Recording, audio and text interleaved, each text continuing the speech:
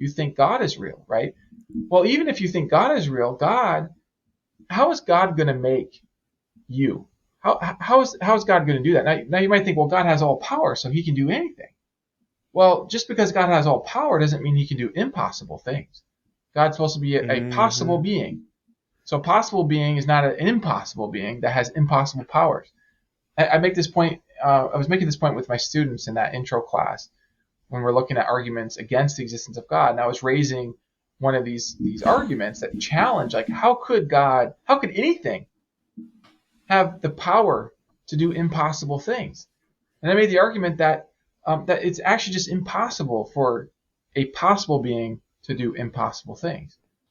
And so now the reason why I'm drawing this out is because I want to make sure we're very careful when we're thinking about this question about, like, how could consciousness come about? How could I come about? Because I don't want to assume that God could just do it if it's not even possible for any being to do. Like, if creating me is like creating a square Mm. circle, then no being could do it. So I mean, this is why I say this is a hard problem. Like, how do you create a being? Some people say, well, God creates us out of the dust. Well, if the binding problem, if I'm right that you can't create a conscious unity out of unconscious disparate parts, it's not even possible. Then not even God could create us merely out of dust. God needs another material to do it. Dust alone can never turn into a conscious unity. It would be like creating a square circle. So I would say this is the hardest challenge of my career as a philosopher, to understand how a being like us could possibly be constructed, how we could even exist. That's the biggest question for me that I've been Whoa, working yeah. on. Do you think that's the greatest argument for atheism? Well, it would be an argument kind of against every view, because I mean, look, you could argue against um, you could argue against atheism by saying that, look, you can't explain consciousness in terms of mindless physics. Okay, the atheist might say, look, everything's explained in terms ultimately of physics, and you say that's impossible. You can't explain consciousness in terms of mindless physics. So that's an argument against the atheist. But here's an argument against the theist. You also can't explain consciousness even by God's power, because it's not possible for consciousness to come about by any power. It's just not a possibility. So both atheism and theism are sort of in trouble. It's a wrecking ball. It wrecks Whoa. every worldview, or it gives you more insight.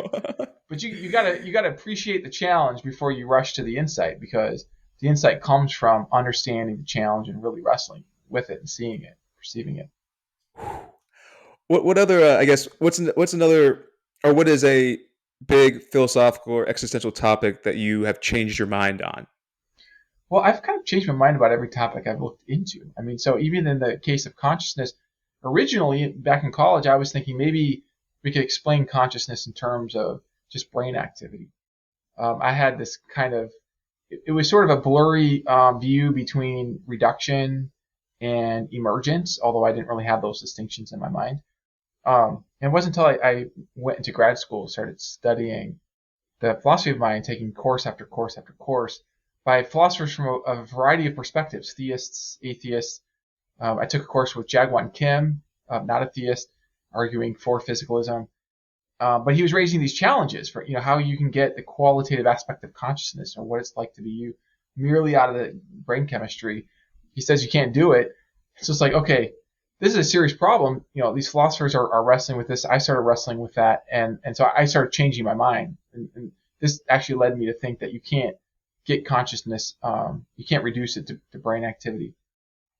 The question that I just raised previously about how conscious unities come about, I used to think that maybe God created us out of the dust somehow, attached our souls to a body. I wasn't so sure. Um, but I've changed my mind about that. So my current view, this is a working hypothesis, my current view is that the only way to make us is to make us out of God's own substance. God is the fundamental conscious reality, and we can't be made out of unconscious realities. So even God is, quote, restricted by what's possible, even if he's got all power. And so that power is enough for God to make us out of his own substance. So we're made out of the substance of God. So that would be my current working view, and that's the view where I've changed my mind. I didn't not used to think that.